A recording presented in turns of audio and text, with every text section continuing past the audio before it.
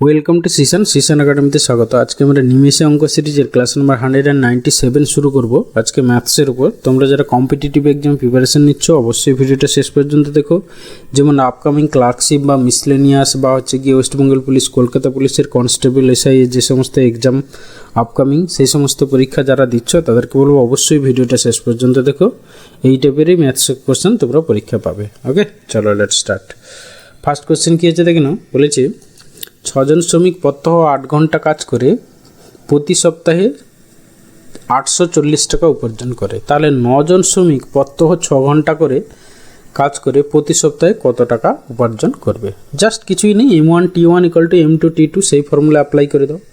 প্রথমে M1 man কত, মানে এই ফর্মুলাটা আর কি, M1 T1 বাই হচ্ছে গিয়ে W1 মানে হচ্ছে গিয়ে বা ওয়েজেস, এই ফর্মুলাটা ইকুয়াল টু হচ্ছে M2 T2 বাই হচ্ছে গিয়ে W2, এই ফর্মুলা অ্যাপ্লাই করে দাও।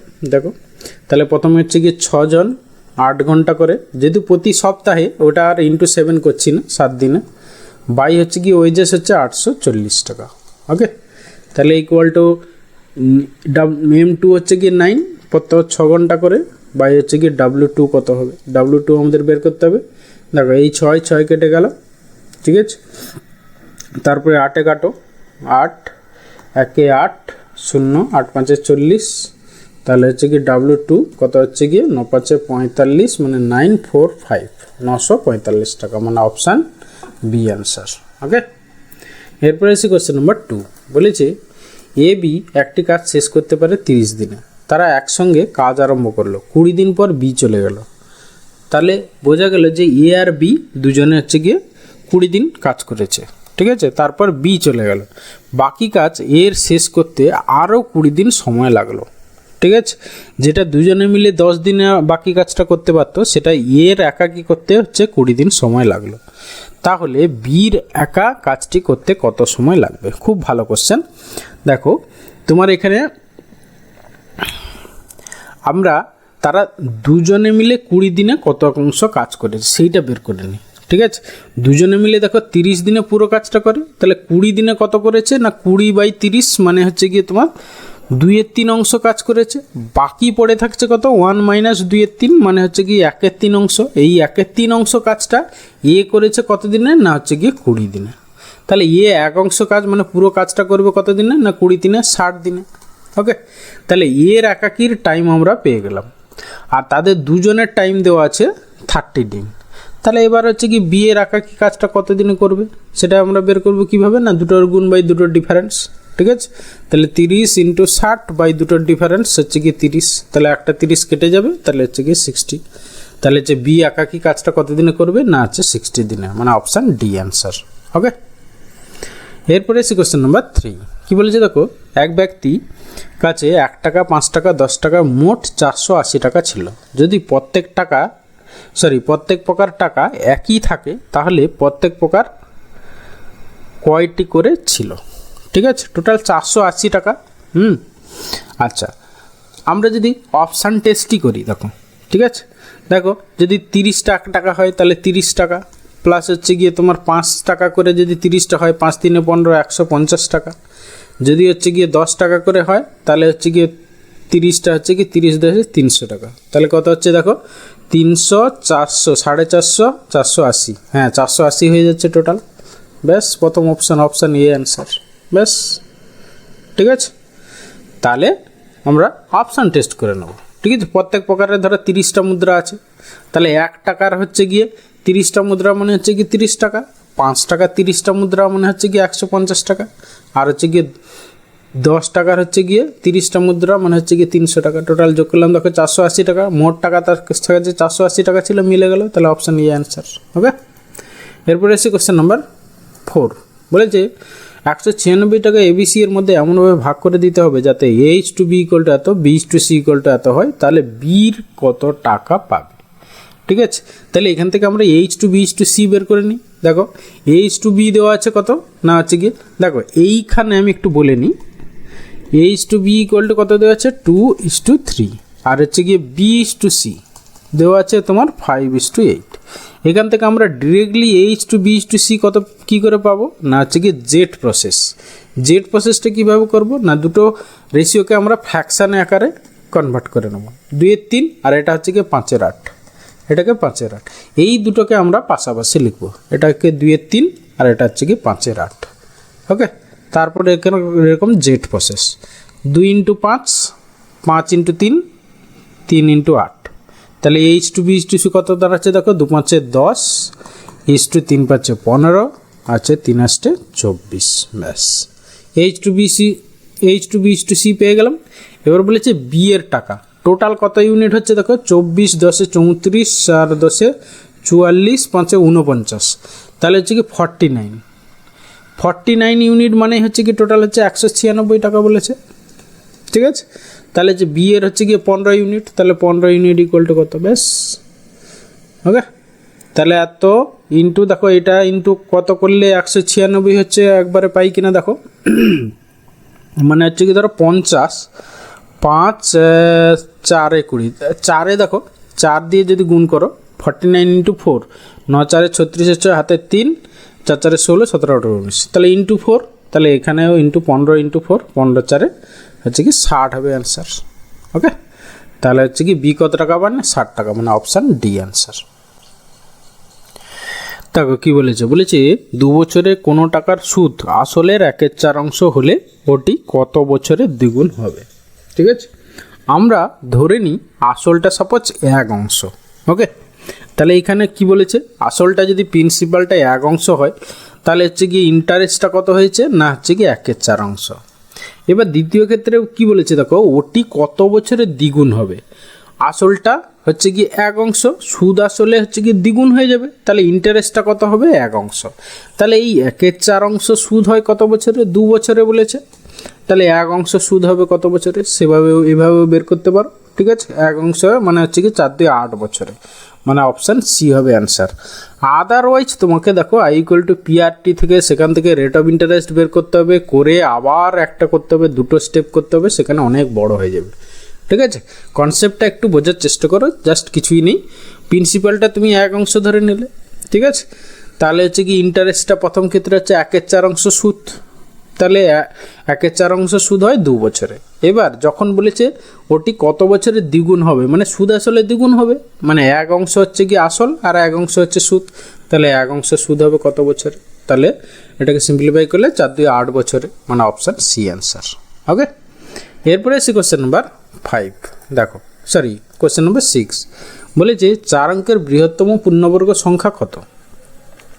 আচ্ছা তোমরা দেখো এখানে হচ্ছে কি তোমরা যদি রেগুলারের বেসিসে প্র্যাকটিস করো বা তোমার যদি কনসেপ্ট থাকে তাহলে দেখো সাপোজ 100 স্কোয়ার কত 100 স্কোয়ার মানে কত 1-এর পিঠে তোমার 4টে শূন্য হবে 4টে শূন্য মানে কি এটা হচ্ছে গিয়ে দেখো তোমার 5 অঙ্কের ক্ষুদ্রতম সংখ্যা তাই না 5 অঙ্কের ক্ষুদ্রতম সংখ্যা। এবার দেখো বলেছে 4 অঙ্কের বৃহত্তম সংখ্যা তাহলে 5 অঙ্কের ক্ষুদ্রতম সংখ্যা যেটা সেটাই হচ্ছে 100 স্কোয়ার তাহলে হচ্ছে কি 4 অঙ্কের বৃহত্তম পূর্ণবর্গ সংখ্যা কী হবে 100-র আগে জাস্ট 99-এর স্কোয়ার যা হবে সেটাই হবে তোমার অ্যান্সার। এবার দেখো 99 স্কোয়ার বের করা মানে 100-র কাছাকাছি নাম্বারের স্কোয়ার বের করা খুব ইজি কিছুই নেই। দেখো তোমার 100 থেকে সংখ্যাটা 99 কত কম 1 কম তাহলে 1-এর স্কোয়ার মানে হচ্ছে গিয়ে 1 কিন্তু 1 লেখা যাবে না এটাকে 01 লিখতে হবে 01 ডাবল ডিজিট করে লিখতে হবে লিখলে তারপরে হচ্ছে গিয়ে যেহেতু সংখ্যাটা 100 থেকে 1 কম তাহলে সংখ্যাটা থেকে তুমি 1 বাদ দিয়ে দাও তাহলে হচ্ছে 99 - 1 মানে হচ্ছে গিয়ে 98 ঠিক আছে। তাহলে দেখো 99 স্কোয়ার হচ্ছে 9801 তাহলে এখানে 4 অঙ্কের বৃহত্তম পূর্ণবর্গ সংখ্যা হবে 9801 এটা হচ্ছে এই কনসেপ্ট থেকে তুমি করতে পারো। আদারওয়াইজ তোমাকে কি করতে হবে না এমনি বেসিক ওয়েতে তোমাকে বর্গমূল বের করতে হবে যারা জানো না তারা দেখে নাও এইভাবে করবে 9999 4টে 9 লিখে নিলে তারপরে হচ্ছে কি ডান দিক থেকে জোড়ায় এরকম করে নাও আশা করি সবারই মনে আছে ভুলে গেছো যারা তারা একটু দেখে নাও। দেখো 9 বার যাবে 9 9 81 তাহলে এখানে কত রিমাইন্ডার থাকলো 8 তারপরে 1 তারপর 99 নেমে গেল তারপরে এখানে 9-এর ডবল হচ্ছে 18 এবার কতবার যাবে দেখো, তোমার 9 বার যাবে। 9 দাও, 9 81 1, 9 8 72 আর 8 80 0, হাতে 8, 9 9 9 8 17। তাহলে এখানে রিমাইন্ডার কত আছে দেখো, তোমার এইটা 8, এখানে হচ্ছে কি 9, এটা হচ্ছে 1। তাহলে আমরা এইটা থেকে এই রিমাইন্ডারটা বাদ দিয়ে দেবো, যা হবে সেটাই হবে গিয়ে আমাদের 4 অঙ্কের বৃহত্তম পূর্ণবর্গ সংখ্যা। তাহলে কত হবে না, এত মাইনাস হচ্ছে 198। দেখো কত হচ্ছে তোমার, এটা 1 0, এটা হচ্ছে 8 9। ওকে, তাহলে এইটা হবে গিয়ে 4 অঙ্কের বৃহত্তম পূর্ণবর্গ সংখ্যা। এইভাবে বের করতে পারো বেসিক ওয়েতে, বাট এটা অনেক বেশি সময় লাগবে। সেই জন্য তোমাকে একটু কনসেপচুয়াল যদি তুমি রেগুলার বেসিসে অঙ্কের মধ্যে থাকো, তাহলে আশা করি এটা পারবে। ওকে, এরপরে এসে কোশ্চেন নাম্বার 7। বলছে রামের আয় হরির থেকে 20% বেশি হলে হরির আয় রামের থেকে শতকরা কত কম। জাস্ট কিছুই নেই, দেখো এইখানে রামের আয় হরির থেকে 20% বেশি। তাহলে হরির হচ্ছে গিয়ে তুমি ধরে নাও যার সাপেক্ষে তাকে 100 ধরে নাও, হরির হচ্ছে 100%। তাহলে রামের কত না হচ্ছে গিয়ে 120%। ঠিক আছে, 20% যেহেতু বেশি। এবার বলেছে হরির আয় রামের থেকে শতকরা কত কম।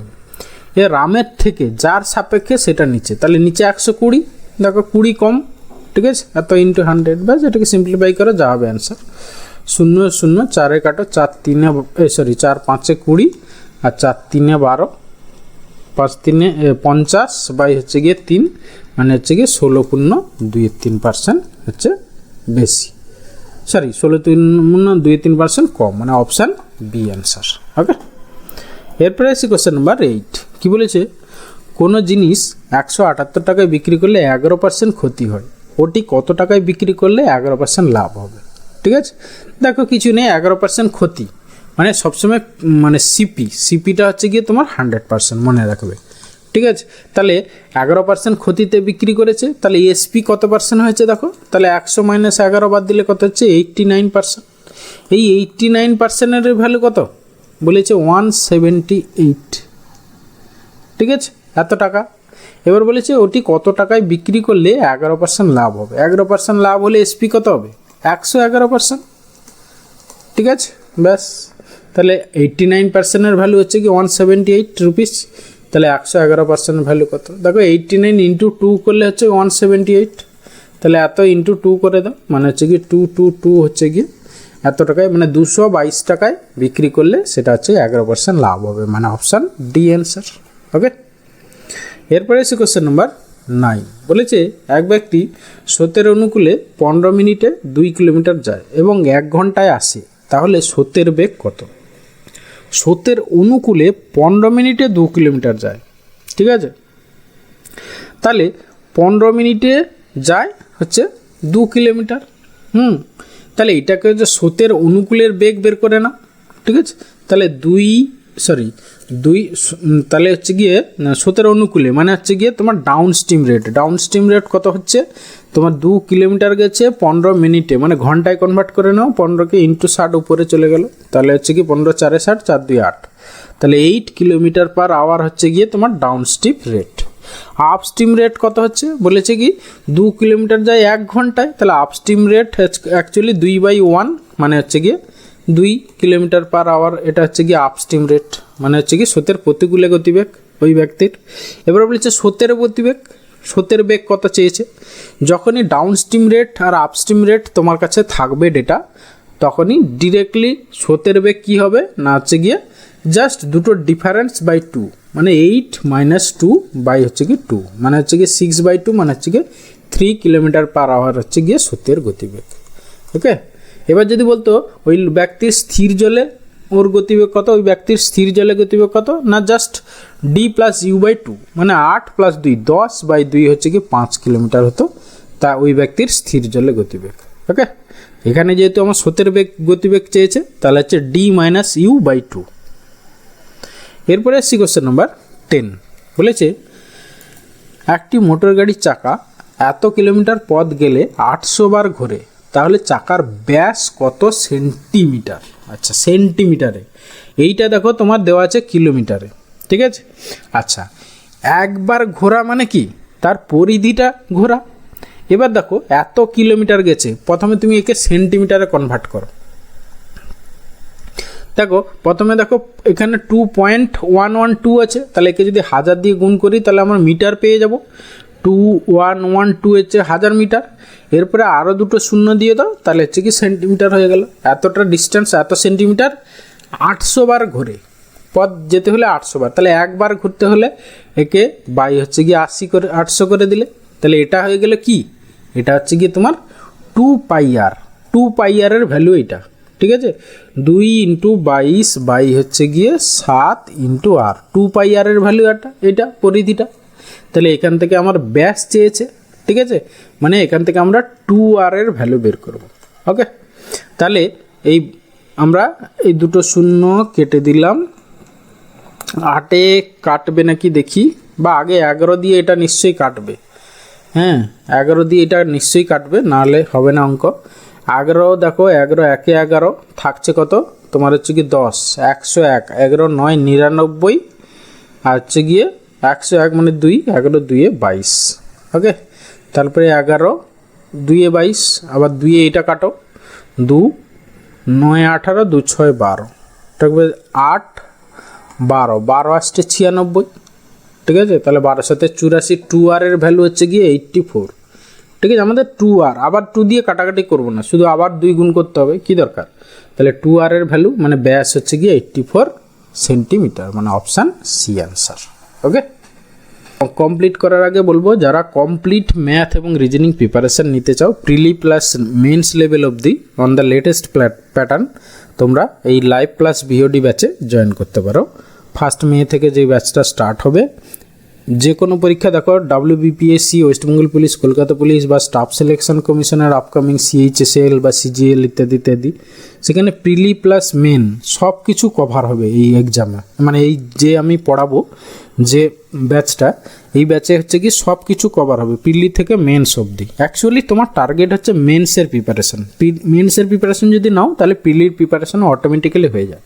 সেই জন্য সেইভাবে আমাদের অ্যাপ্রোচ থাকবে প্রিপারেশানে।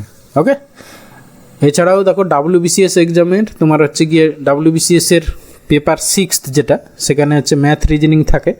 হ্যাঁ, সেইটার জন্যও তোমরা এই মানে এই ব্যাচটা জয়েন করলে কমপ্লিট প্রিপারেশান পেয়ে যাবে।